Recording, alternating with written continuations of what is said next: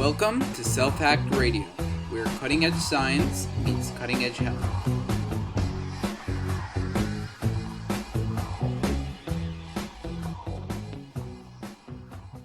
Hello everybody, I am very excited here to interview Dr. Jared Younger.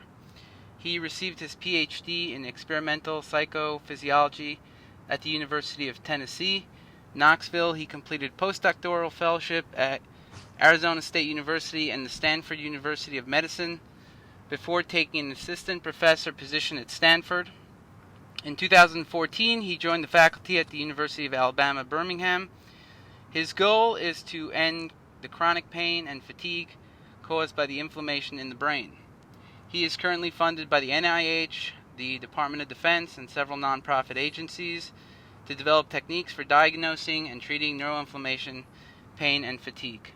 All right, so first question is, how did you get into this? This is, this is not a field that you stumble into, generally speaking.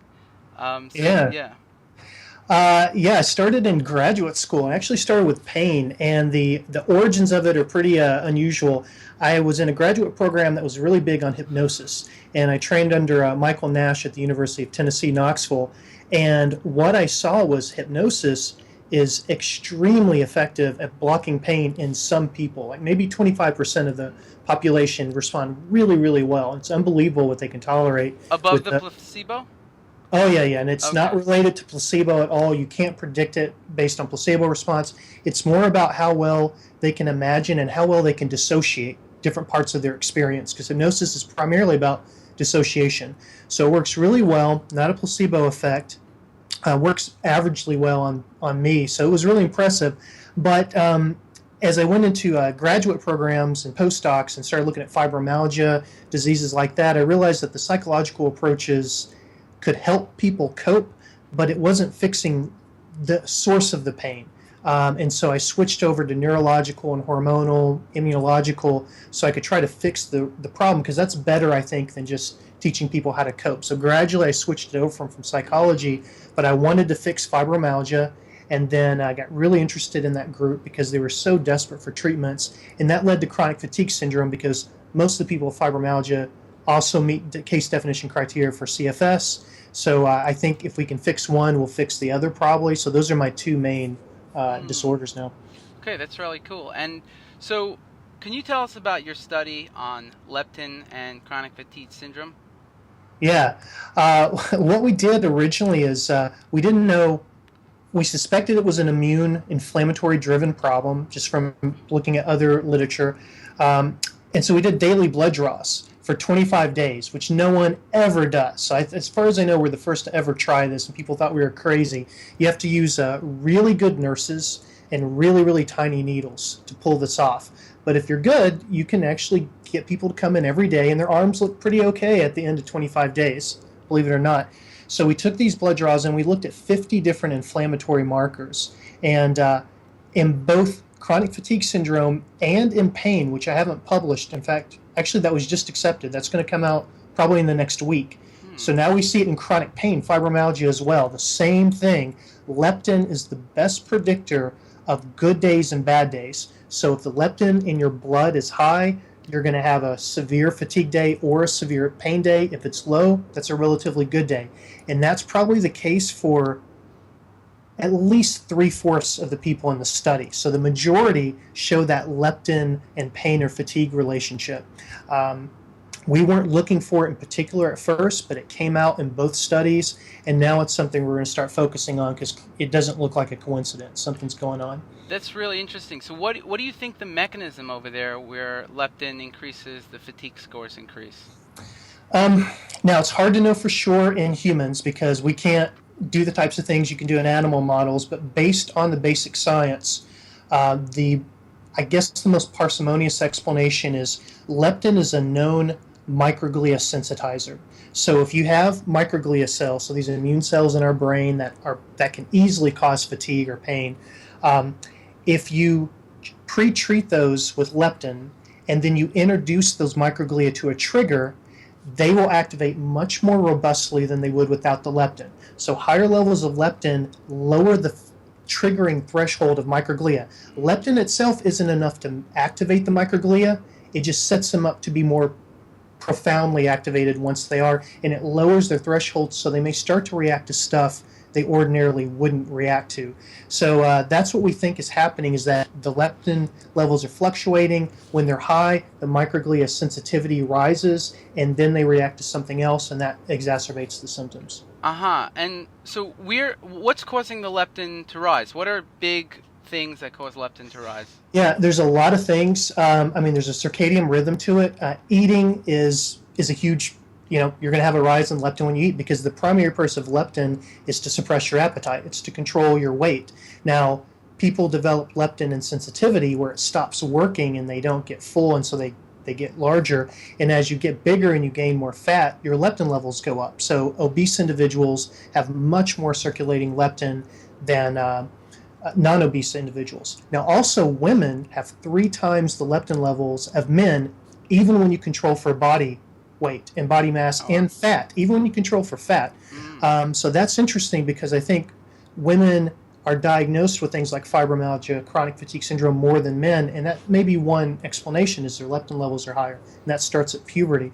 So eating, obesity, being female, stress eating, so that combination of stress and eating is a very potent driver of leptin. Also, leptin goes up when you have an infection.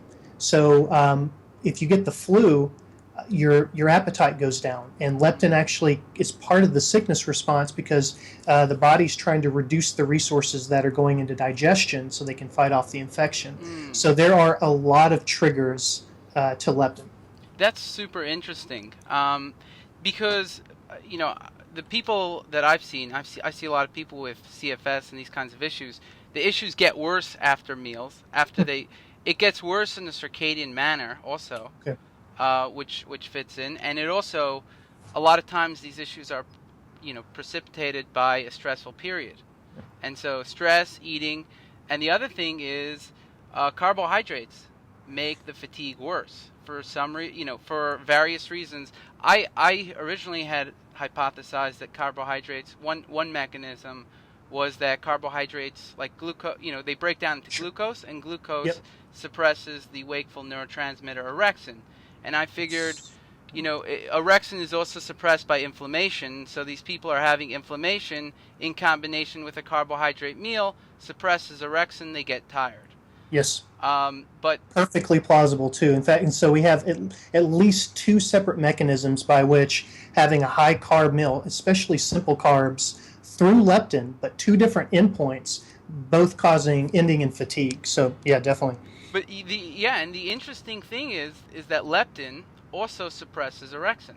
Right. So that combination, that soup of leptin, glucose, and stress and inflammation, it suppresses orexin. Now, where are these microglia being activated in the brain most?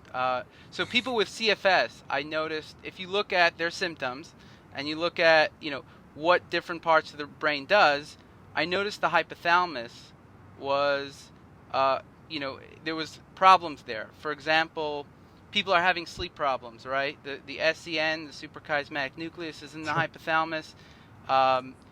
Low blood pressure, that's the hypothalamus and brainstem. And they also did a study that people with CFS had more inflammation in the brainstem and oxidative stress. So, where's the microglia in your research being activated?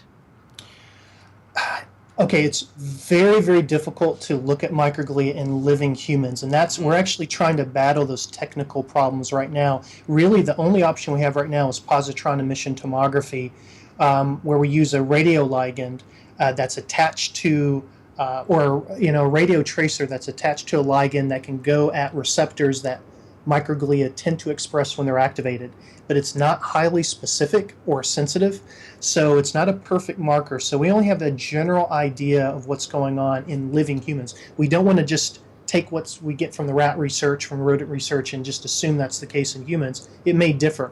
The microglia are very well distributed throughout the brain. They are the primary barrier against infection, and so they have to be everywhere. So it's not like they're particularly collected anywhere, but the hypothalamus is a prime target of the signals that the microglia are sending out, and that's because, the microglia, that's the central immune response. Those microglia need to coordinate their fight with the peripheral. So you want the peripheral and the central systems to work together, and that signal back to the body is happening through the hypothalamus. It gets to the brain via the vagus nerve probably, and there's a few other channels as well, but you need a quick way of going back and forth. So multiple chemicals produced by microglia are going to have targets on the hypothalamus, and that helps coordinate the sickness response, and that a lot of that fatigue is going to be via effects on the hypothalamus, some through the amygdala, but mostly through the hypothalamus. Do you think there's something going on, like what I'm trying to figure out is if there's an autoimmune reaction in the hypothalamus or different regions of the brain, or if it's just because and leptin is a trigger, so there's some kind of the autoimmunity works in response to the immune system. If you have an autoimmune condition and you dampen inflammation, you manage it and it's okay. And so leptin can trigger that autoimmune response, or it's just a general inflammatory response that's targeting specific areas of the brain or body, and that's what's happening. So autoimmunity or just inflammation? So I'm not aware of an autoimmune condition that specifically targets the hypothalamus. Now it may exist, I'm not aware of it. However, autoimmunity really anywhere in the body, or inflammation, even if it's not autoimmune, anywhere in the body, both of those just kind of systemically could still lead to the same effects of microglia having this impact on the hypothalamus, causing the symptoms. So it doesn't have to be at the dysregulation or the pathology doesn't have to sit at the hypothalamus, because it's designed to really detect the problem no matter where it is. So it could happen, but I don't know of a particular condition where that's the problem. Right. I think it's systemic. Yeah, I haven't either heard of an autoimmune condition that specifically targets the hypothalamus. The question is it the case, and we'll find it out in, is it possible and we'll find it out in 10 years? I mean, how advanced do you think we are that we would say, no, we would have detected that by now? Or, there's so much we haven't detected that 10 years down the line we could see antibodies to the hypothalamus or something. Okay, so yeah, good question. We do not yet have, even as researchers, even outside conventional medicine, even the experimental stuff, we do not yet have the ability to, with high resolution, look at inflammation in a living human being.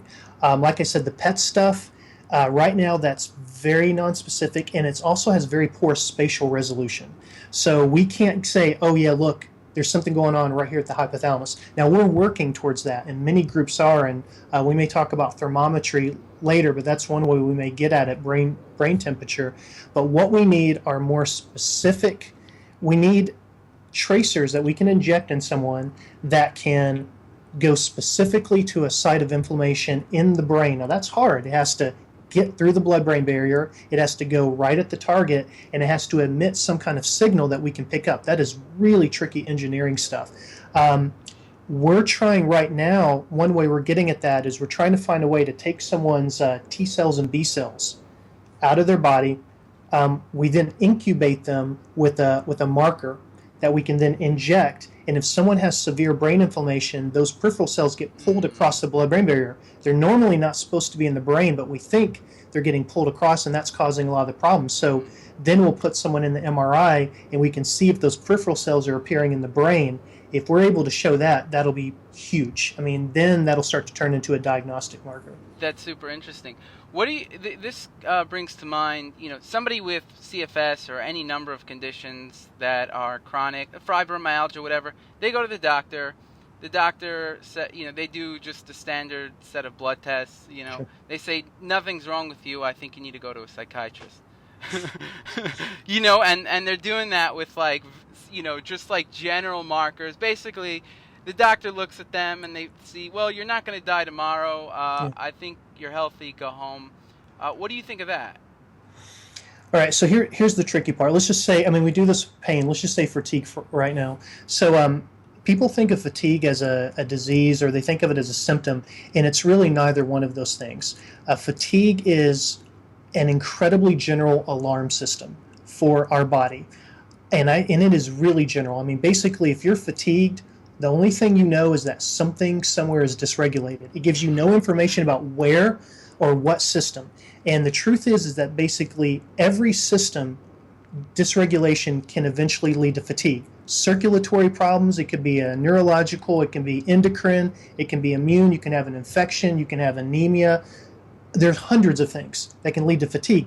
Right. The physicians to test all of those would have to probably spend $300,000 to test for everything that could be caused. And they can't do that, so they test for 5 things, 10 things. They do the best they can. They test for the big things that can easily explain fatigue. So some people, they're like, oh, yeah, your T3 and your T4 are low, you've got a thyroid problem, and that'll fix some people. So they try to catch those big things, but they don't even test that. They check your TSH, and you're like, oh, your thyroid's normal, but then you check the T3, and a lot of times in these conditions it's low. So right, so I think eventually, and I think that has a lot to do with cost, and I think the medical system now, they're taught not to over test. That's actually a force that's put on clinics, is because it can be seen by insurance companies as a way to drive up costs and charges, so they don't like to see you do 100 different tests. But the truth is, if you want to know what's going on, you have to do a lot of tests. And there are programs, I don't do many call-outs, but I think at the Open Medicine Institute, from what I've heard from patients, is a group that would test for a lot of stuff, trying to find where that problem is. So I for the future, as the tests get cheaper, I like that model of testing everything, because the problem's somewhere. If you do the right test, you'll probably find it. Right. So what tests would you do? Like somebody, if your friend or whatever came with you and said, I'm just fatigued all day, what tests what are the top tests? I know, like you said, and I agree, if you really want to find it, you got to look for a lot of things, but what tests will give the most bang for their buck in trying to find the cause of fatigue? Okay. One we talked about would definitely check every element of the thyroid system. So T3, T4, TSH, that's probably going to do it. Major antibodies for thyroid processes, so looking for like Hashimoto's, so some major antibodies, ANA, anti-nuclear antibody, C-reactive protein. Those are very general, but those are going to tell you something inflammatory and or autoimmune's happening. So would get those general inflammatory markers, erythrocyte sedimentation rate as well. Would definitely do complete blood count, so you're looking for signs of infection. Also, that would give you anemia and some things like that if it's an iron deficiency. Right. You've got to check your sleep. I mean, some people out there think they have chronic fatigue. They have disrupted sleep, and they don't know it. And that doesn't necessarily mean you're snoring too, so they may not be catching it. That can explain a lot. Those are the big ones. I mean, I guess there's kind of a secondary list, but you have to at least get those. Yeah, well, 100%. I actually agree with all of those, and I think that's a really good list. What about like somebody who they check that stuff and it comes back pretty normal? And the truth is, most of the people with CFS will have normal CRP, HSCRPs. Yep. And the thyroid, in my experience, the thyroid levels will normally come back low, like the T3, but that's just from general inflammation. Oxidative stress can lower the T3 levels. So again, that's not either very specific, and so even if you test that, and a lot of these people will take thyroid hormones, maybe they'll get 5% better, but they don't really significantly improve. So then what would be like would you check for like interleukin 6 or different cytokines? Would you check for leptin? What else would you check for? So, okay, it's a little tricky. A lot of the analytes we're looking at, the fluctuations clearly for that individual are driving symptoms, or at least are tightly correlated with their symptoms. But their overall levels do not necessarily have to be elevated over someone who doesn't have the condition. So a single blood test may not do it, because I think a lot of the dysregulation may not be the chemical itself, it may be the target. And so, you can have a lot of neurotransmitter, but if you don't have the receptors for it, that neurotransmitter is not going to work. And we don't have good tests for the receptors. So right now, we may not have a lot of good tests for hitting what the problem is. So if everything comes back normal, I mean, basically at that point you're moving to non-conventional extended testing, which would Right. be the extended list of inflammatory things. IL-6 can catch some stuff. Of course, you want to do a rheumatoid factor. So, a lot of people may get sent to a rheumatologist and they get some extended tests there. But yeah, IL-6 could be helpful. That might tell you something. Tumor necrosis factor alpha, if it came back super high, that may tell you something. But that's kind of getting to the edge of what we know. And now you're getting into kind of experimental research tests because there's not norms for a lot of these inflammatory things. Right, right. So I've had some people who came back with super high interleukin 6, right? Okay. Uh, what now, even, the interleukin 6 is not supposed to be detectable in the blood in healthy people. Yep. I've seen a study where it said, if it's over 2 picograms per milliliter, your risk for heart disease or some conditions go up dramatically. Your risk of dying in 10 years goes up, and that's a really low level, 2 picograms. If it's Yeah. tested over 2 picograms 2 times in a 5-year period, your risk for dying is in like a 10-year period is, a lot higher. So, but then I see some people with an interleukin 6 of like, 1,000. What does Yeah. that tell you if someone has a very high interleukin 6? Does that, I mean, obviously something's going on, but does that tell you that someone has an infection?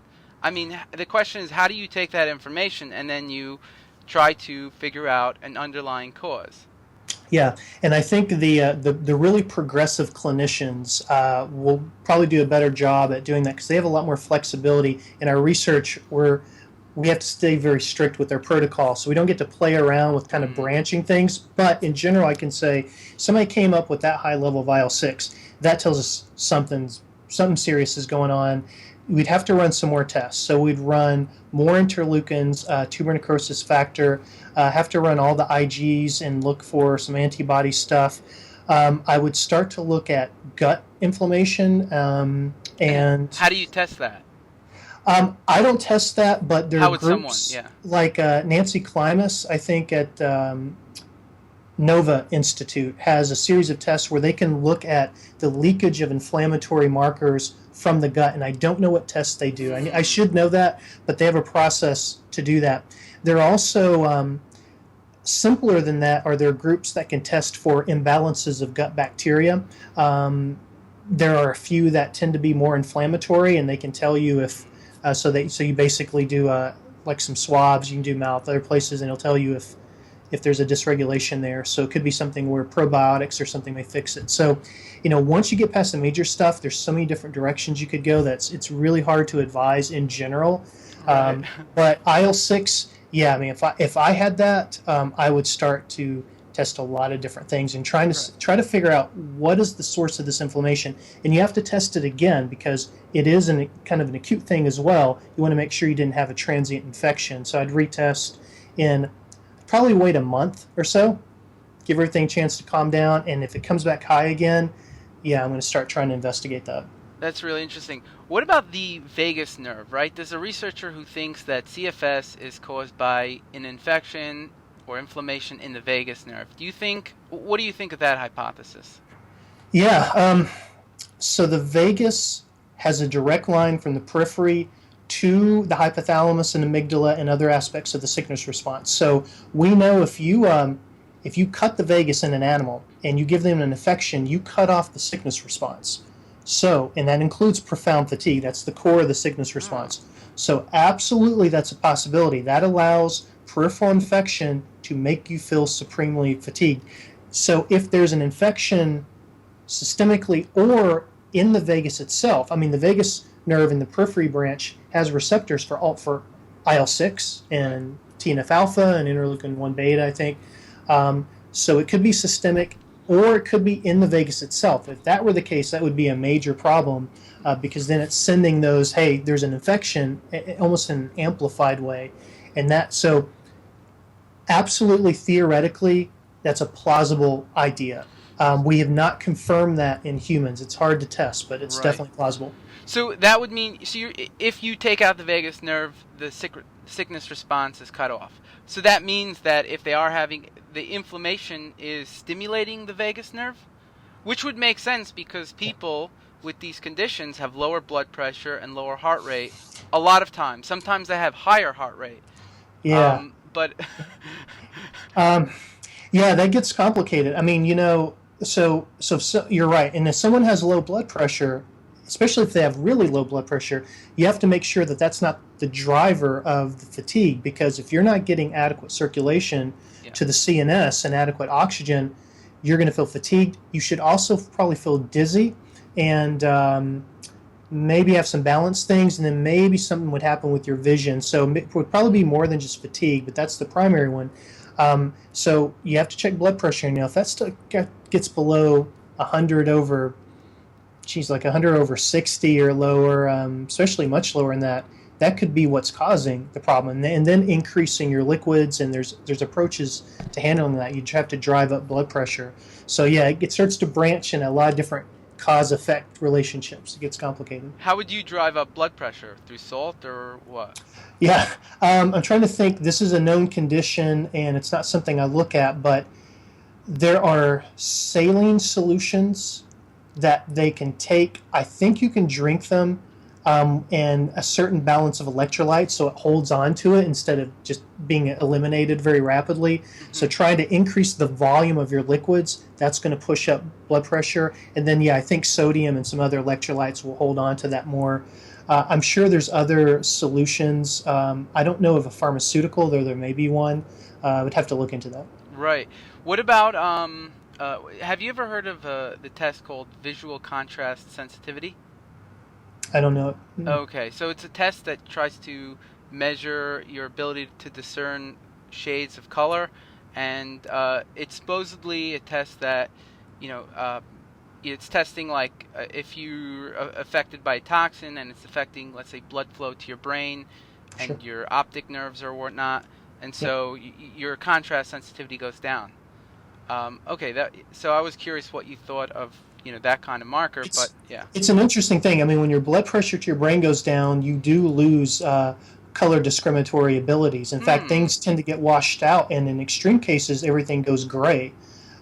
So that is, I mean, I'm not familiar with the test, but it certainly makes sense. I mean, if you have if you get a blood draw and you have a vasovagal reaction, which means all your vessels dilate and your blood pressure drops, what people usually report is their field of view narrows. It's like a circle coming in, and the color fades from everything, and things turn black and white or gray.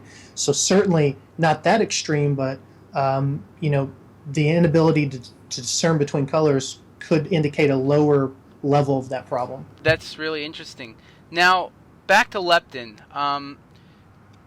In your study, you mentioned that people, when the leptin rised, they got more tired, and but you also mentioned that the leptin levels weren't even different from healthy controls.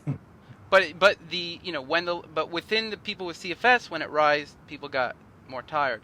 Question is then, what is happening in the brain that causes one group of people to get tired and one group of people not to? And even more. This is obviously when there's obese people who obviously have very high leptin levels and they're not tired. Yeah. So what is happening in the hypothalamus likely that's causing one group of people to get tired and one group of people not to get tired? Yeah, it's a good question. So the first thing I would say is, since I came up with that publication, I have had a couple of groups come to me and say, we are detecting higher leptin levels in CFS and maybe fibromyalgia. I think one of those is Jose Montoya, who I worked more closely with, but I didn't know he was doing that. But I think after I released that, he's like, no, here, we've got elevated leptin levels. And another group, I'm forgetting the name of the PI, the principal investigator, but I've heard that twice now, that maybe there is a group difference. But you're right, we didn't find that. So I think this goes back to something I mentioned very briefly earlier, that it's not just the levels of something, it's how many receptors are there, what's happening at the receptor level, what's happening downstream. And I think with leptin in particular, it's got to be leptin plus something else to have an effect. And so the dysregulation may not be the leptin. Maybe the leptin is acting just like it should. It's fluctuating like a normal person, but because the microglia in chronic fatigue syndrome are dysregulated. For example, let's say you have a bacterial infection, but low level. So not high enough to ordinarily activate microglia. So we're all walking around, everyone, whether they feel symptoms or not, have some bacteria that they shouldn't, but it's not making them feel sick. Now, let's say you've got that, your microglia are detecting that, but it doesn't see it as an emergency. But for some reason, well, let's see, I want to say this. Let's say you got some moderate level of bacteria, and then the leptin lowers the triggering threshold of the microglia. Right. So the microglia only hit that triggering threshold at the times when you have the high leptin in certain individuals. And so that's one model. I mean, it's so hard to prove that, but that's one way that it could work. It's that interaction. It's got to be leptin plus lipopolysaccharide from bacteria, or leptin plus something else. So it's probably that something else that's dysregulated, and leptin is just exposing the problem. So do you think somebody with CFS is having more of an immune system problem, or more of, let's say, a trigger problem, an infection, toxin, or whatever it's causing it? Again, because somebody can have an infection and not, not mount an immune response. What's better, actually? Someone's mounting an immune response and trying to get rid of it. I mean, I guess it's situation dependent. But what is the bigger problem here? I think ultimately, when we figure out all of ME/CFS, we're going to be calling them different things, and we're going to be putting them in different directions. There's going to be a large subset that have latent, low to moderate level infections, viral or bacterial. And the key there is going to be eradicate that virus, eradicate that bacteria, eradicate that trigger. That's going to be a big group. There's going to be another big group that had an infection. Maybe they had Lyme disease or something like that, and that bacteria or that virus is gone, but it damaged the immune system response. It basically hypersensitized that response. And we know from the basic science models that's possible. If you slam the immune system with a series of infections or a major infection, you can permanently prime the microglia so they become hypersensitive. So I think another big group, their immune system has been sensitized, and now there no longer is a bacteria or virus to fight off. In that case, we want to decrease the dysregulated inflammation.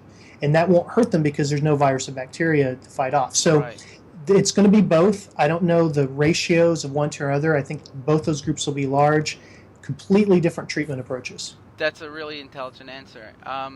Now, let's say with the subject of viral infections, you have some clinicians who will test for a bunch of viral infections, and normally what they find is high IgG, which means a past infection. They got the infection in the past, but low IgM. It's not a current infection. If it has low IgM, could that be that the virus is still causing problems in the body? The virus, not necessarily. So it could be that the virus is triggering the immune system, and from that point on, their immune system got primed in a different way. Or it could be that the virus is reactivating or reactivating in certain tissues, and we're not able to detect it with the IgM test. What do you think? Yeah, I'm not very sorry. My phone's going off. Let me turn this off. No worries.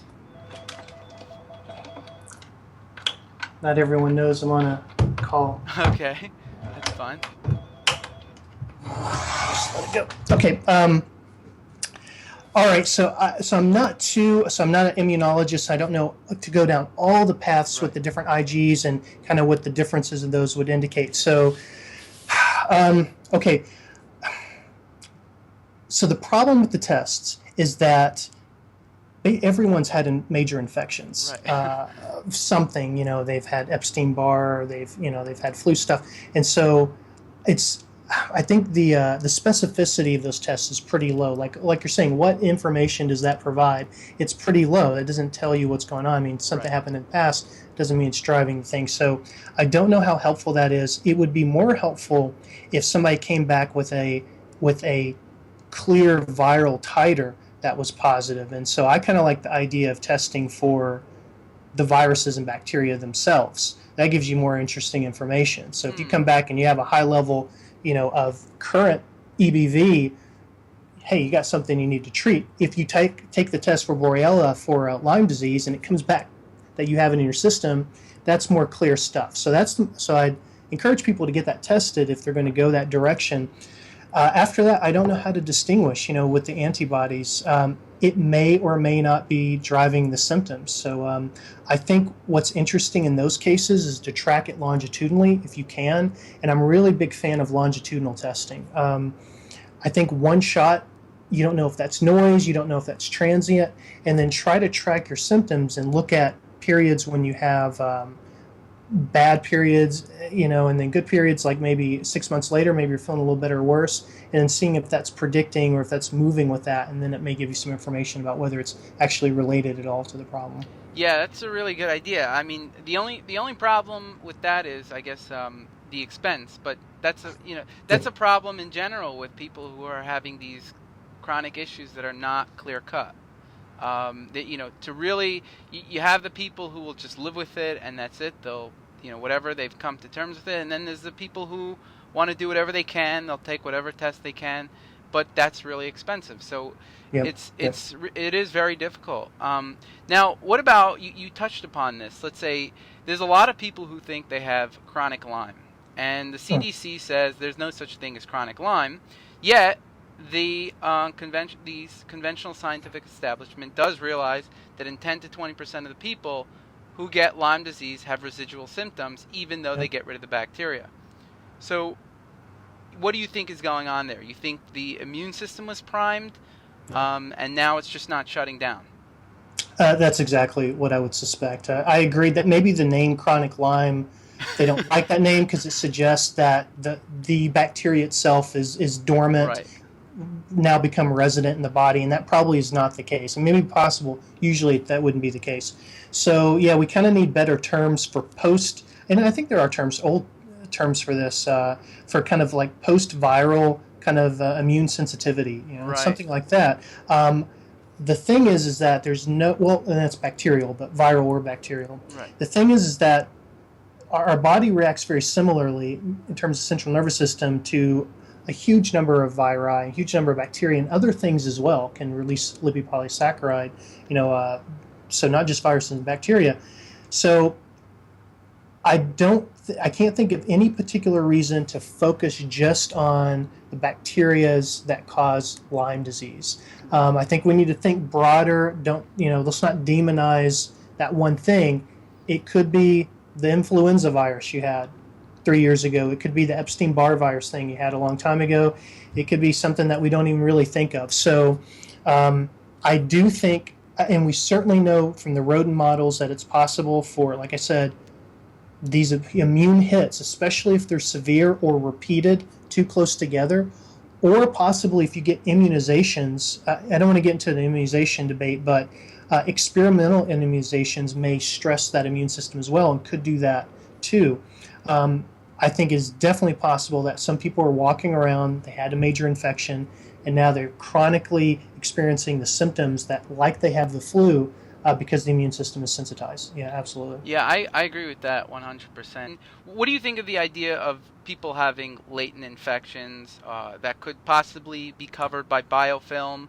I mean, do you think that infections could be local in a certain place, or it could be, and it won't drive the normal infection response, whereas you'll have fever or something like that. It's more low grade, and so you won't really have fever, but you'll be getting chronic low grade inflammation.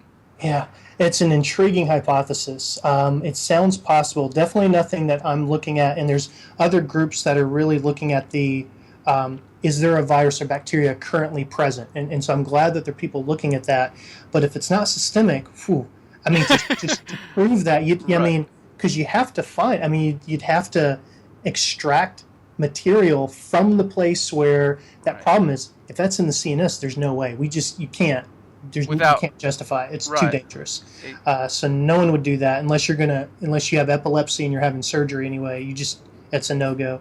I'm trying to find a way to tap into. So now we know, as of late last year, that the brain fluid is being extracted and is draining through the lymph system. And so it merges with the peripheral lymph system. And so we have these cervical lymph nodes that contain the brain fluid. And it may be that important markers, and maybe the viri and bacteria themselves are being extracted via that. So if we could get to it, we may be able to pull it, assay it, That's tricky. You don't want to go around poking lymph nodes unless you have to, but it may be a better marker than getting CSF through a lumbar puncture. So we're trying to find alternative ways, but it's an intriguing hypothesis. So hard to test in humans because of the invasive nature of poking around and trying to pull stuff, but there are groups working on it, so I hope they come up with something interesting. Yeah, and the other problem with that is even if you find an infection, you don't know if that's the one that's causing the problem. Yeah. It's I think the approach now is they're trying to give potent antivirals and other drugs systemically, thinking wherever it's hiding, unless it's got some kind of robust protection, which could be the case, but the idea is, you just slam the whole system, it gets everywhere, and hopefully you eradicate that invader. Yeah, and it could also be fungal or parasitic. I mean, Yes. in a group of Alzheimer's patients, they, in Nature they just published that all of, the group of 10 that they had, and they had a different group, all of them had fungal infections in the brain.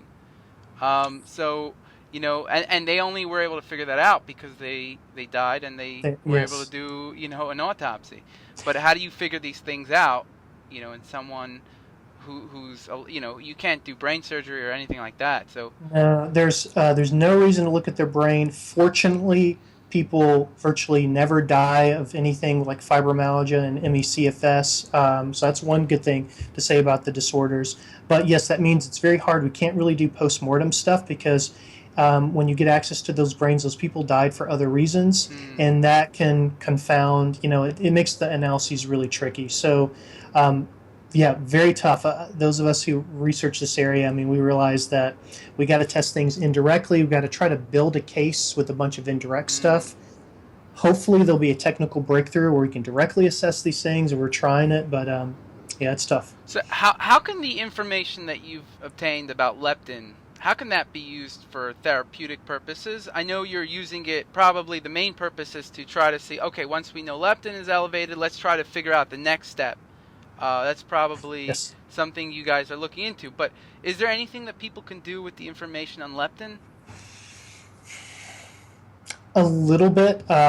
It's nothing that's going to be a breakthrough. There are behavioral ways you can try to modulate and suppress your leptin swings, which I think would probably be the key. So there's some things you could try.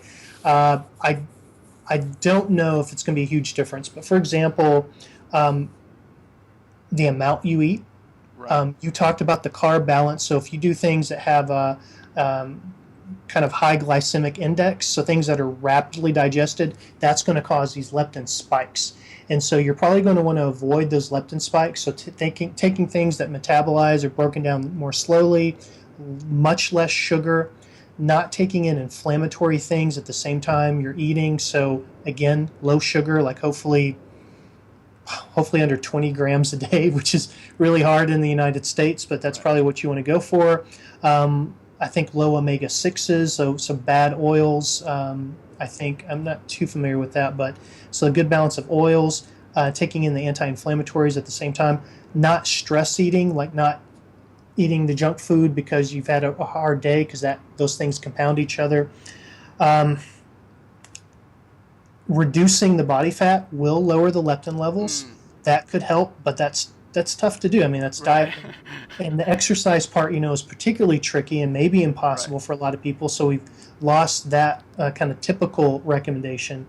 So there are some things, and there are probably more than that, but those are the ones we know for sure from the research that you can, if you want to try to reduce the leptin levels. What about now? I've seen an association where people, and this is something that I have to historically deal with, chronic fatigue, and not anymore. And one of the big changes for me was actually changing my diet to take out plant lectins, lectins. Yeah. And that, lectins are going to be found in more concentrated in grains, legumes, things like that. And somebody did a study that showed lectins can cause problems with the leptin receptor. I did not know that. Yeah, that was in actually 2005.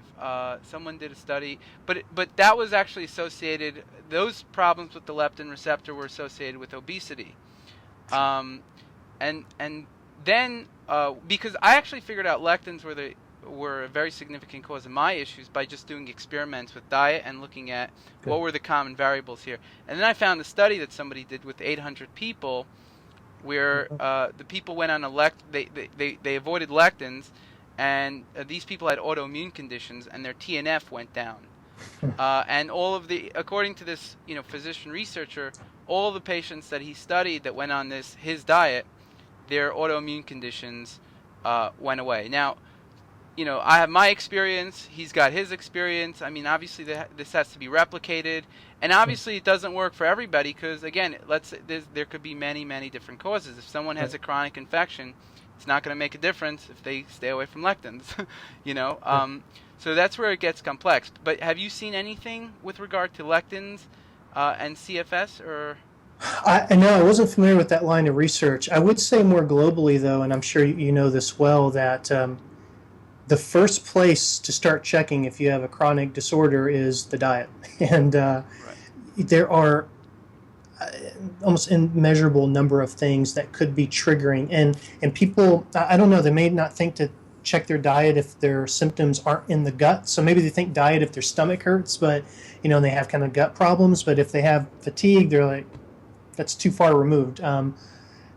There are so many triggers. And so, if it were me, I would start with, I don't have a particular plan because I don't research this, but I would start with elimination diets, keep it simple, track it for a few weeks, and then see what happens. And I tell you, I can't guess, but I would have to imagine there are probably tens of thousands, maybe more people who could probably fix their problem if they just correct the problem in their diet. Yeah, I agree. I completely agree with that. Now, so let's look at the broad picture. Do you have do you think, like, what do you think are the top triggers in general for CFS? Like, there's some alternative physicians who will treat heavy metals, and then there are some alternative physicians who will treat infections, and then there are some physicians who think that I spoke to one researcher, Dr. Richie Shoemaker. Not sure if you've heard of him.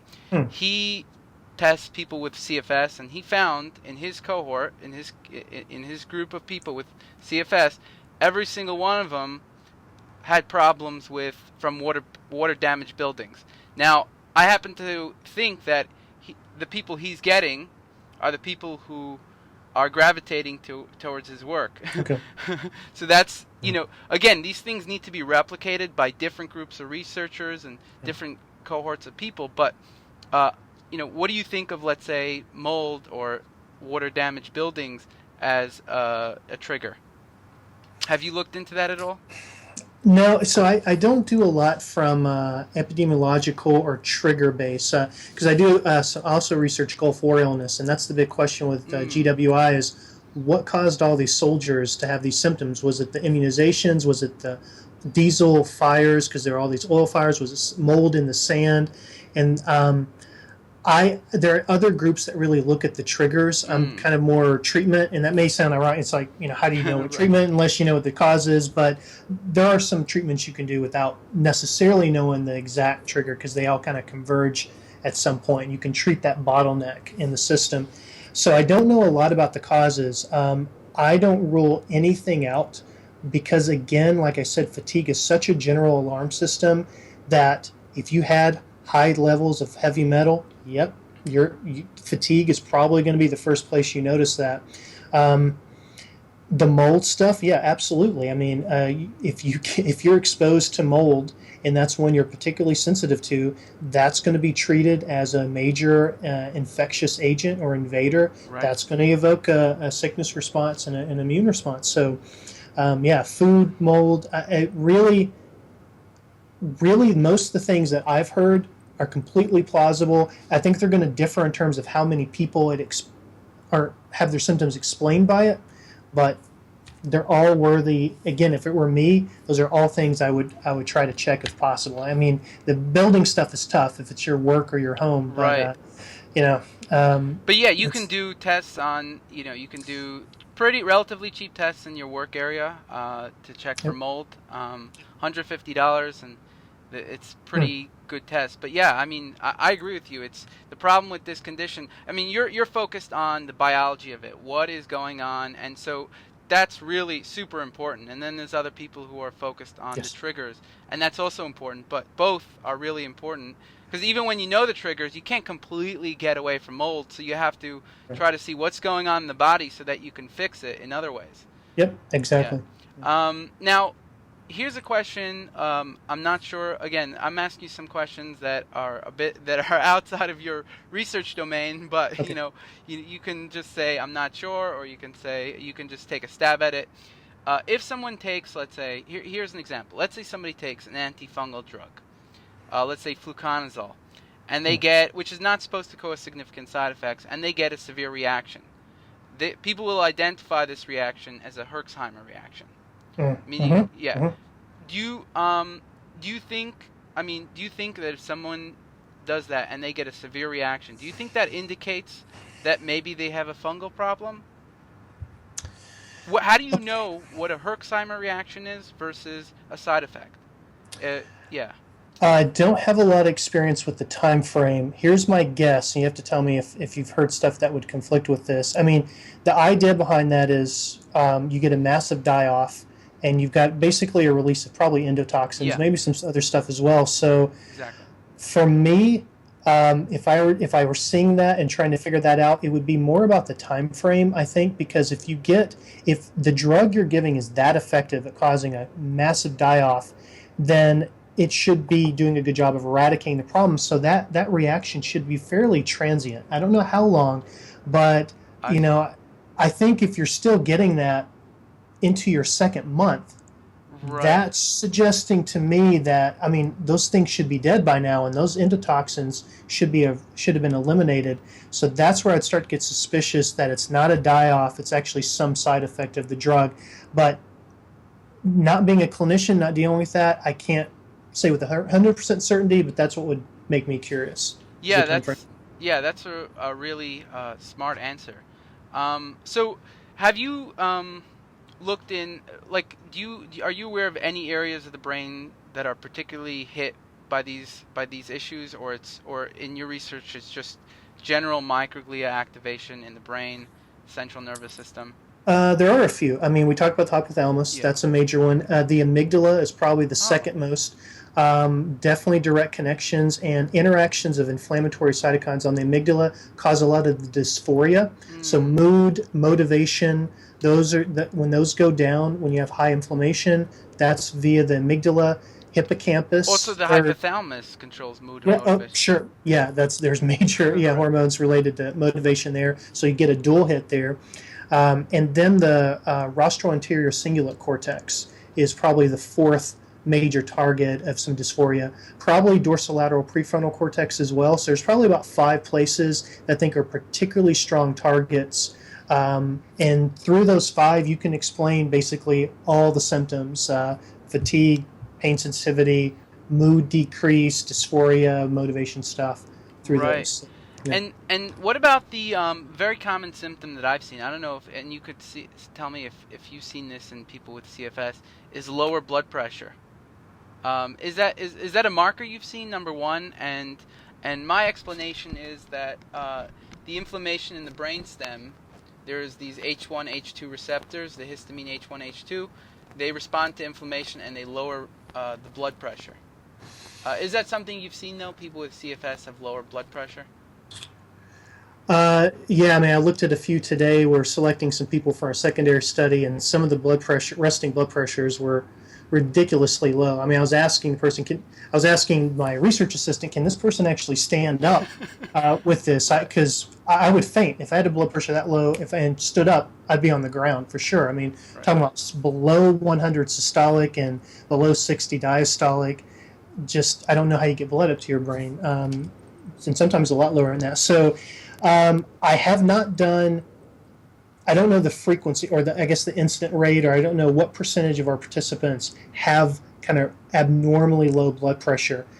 They certainly don't have abnormally high blood pressure though. So there's something going on. They're either normal or running low. I can tell that for sure. But we could do those analyses and see if it's statistically significantly different than the general population.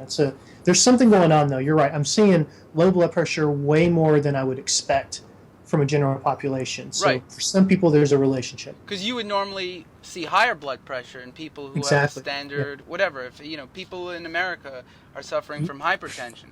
Yes, yeah. Yeah. So I don't know what percentage, but most people probably over a certain age are on antihypertensive medications. So, yeah, Right. it's strange. If there's something there, it should be pursued for sure.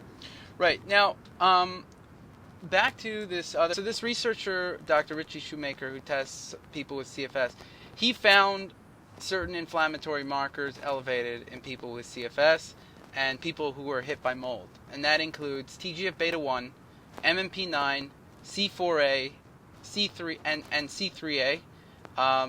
Now, have you tested those biomarkers, and what have you found? Most of those are not part of our panel that we've run, though they will be in our panels going forward. So the publications to date didn't, but now we're expanding the network because I realized that the panel we had was really good at telling us whether there was some inflammatory component, but it didn't give us enough information to describe the pathways. And you start to get in those complement systems and the MMPs, and you can start to build something. So we're going to have an expanded set of analytes. So I can't tell you if I can replicate that or if I've seen that, but it's something that we're going to be looking at for sure. And have you, now here's something that's a bit contradictory. One group of researchers found elevated alpha MSH in the blood of people with CFS. They found that in 2010. Dr. Richie Shoemaker finds lower alpha MSH in people who were hit by mold. Now alpha MSH causes a whole bunch of effects in the body. It causes you to lose weight, and I found that people with CFS generally weigh less. I don't know if that's something you found. Certainly in the fibromyalgia, I think I'm seeing lower body weight. So, and we have more experience with fibro than chronic fatigue, but I would probably expect the same thing, but we'll have to check. Yeah, and so alpha MSH is a potent anti-inflammatory. I'm curious if you have any thoughts on alpha MSH. That's another really interesting one going forward. We need to look at, I'm talking about myself, need to not be so focused on just inflammatory and need to look at the opposing systems as well, because it could be a dysregulation in the feedback mechanisms, for that one being an example. So, yeah, no data on it to date, so just something we'll look at more from this point on. The other one would be VIP. Those two, MSH and VIP, are potent anti-inflammatory hormones that he found were low in his cohort. But again, yeah. Interesting. And both of those again are in our expanded panel, but we're going to start running our first batch. So now we've got 30 people through the protocol, new people. We're analyzing sex hormones. We're doing our typical inflammatory and an extended inflammatory panel. So we'll get to the point in probably 4 or 5 months where we can start to see if we're replicating those things that you described. Mm-hmm. Okay, and now one of the now you study low dose naltrexone, and you found that it's beneficial for some people with CFS and fibromyalgia. Some people have a great response, some people have no response, and a few people don't do that well with it. How would you identify? And actually, you mentioned this. You say that ESR is a good marker if you're going to do well with one marker if you're going to do well with low dose naltrexone. What would you say? When should somebody think about taking low dose naltrexone? Yeah, so it was one marker, but it was the only marker we had available to try. So I'm not suggesting ESR is particularly good as a predictor of response. We had ESR as a screening measure, and I had a hypothesis that it might be predictive as well, so we tried it and it worked. But at that time we weren't running the extended panel of tests like we do now. So when someone comes in now, they get 100 different tests to rule out stuff that would give them a different disorder. So now we can test that better. So any low-dose naltrexone study I do going forward will have more predictors. So right now, ESR is a predictor, but it's not like a 100% predictor. So, people had ESRs over 40 millimeters an hour.